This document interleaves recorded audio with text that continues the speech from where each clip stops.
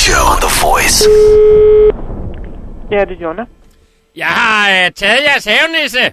Hvis I vil have den igen, så kan vi godt forhandle om det. Hvad vil det sige? Det vil sige, at jeg har taget jeres havenisse. Den er kidnappet. Og hvis I vil have den igen, så skal der 10.000 kroner på bordet. Så jeg synes, du skulle se at komme herud med de 10.000 kroner.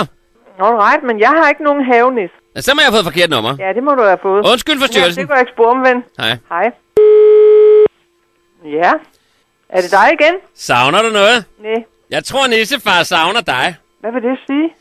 Det vil sige, at jeg har nissefar her under armen.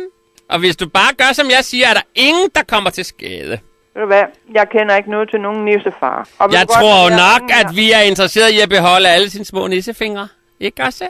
Jeg ved ikke, hvad du snakker om. Så synes jeg nok, du skulle se at få fingeren ud og komme ud og hente nissefar her. Ellers så kan jeg jo ikke svare for, hvad der sker med ham. Ved du hvad? Jeg har ikke noget med nogen nisser at gøre. Du tager ikke fusen på mig. Jeg har hugget en nisse ned fra dig. Jeg har sgu ikke nogen nisser. Jeg klipper en finger af ham. En i minuttet.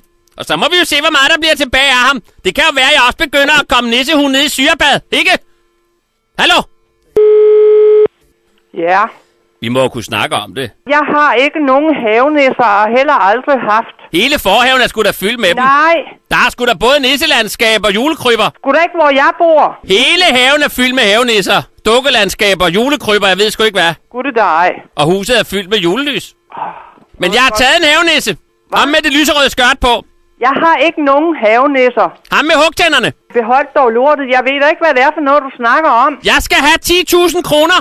Det her gør mere ondt på mig, må du kunne forstå, end på din nissefar. Jeg har ikke nogen nissefar. Nissefar, din ejer vil åbenbart ikke have dig igen. De er ligeglade med dig. En lille nisse rejste med ekstra post fra land til land. Du er ikke rigtig klog. Jeg lægger på nu. Kan vi slå halv skade? Jeg er skide ligeglad med dig og dine nisser. 5.000 kroner. Du skal ikke ringe mere hertil. Ringe jeg sgu til politiet. Hvad spiser du? Guldrør. Jeg kan da se, det er julekonfekt. Du sidder og spiser marcipan. Hallo? Jeg vil ikke snakke med dig mere. Jeg lægger stikket ud. Har du ingen havenisser? Nej, Jamen, hvorfor har du ikke sagt det med det samme? det har jeg også. Så kunne vi jo lige så godt lade være med at ringe til dig. Hallo? The Freak Show on The Voice.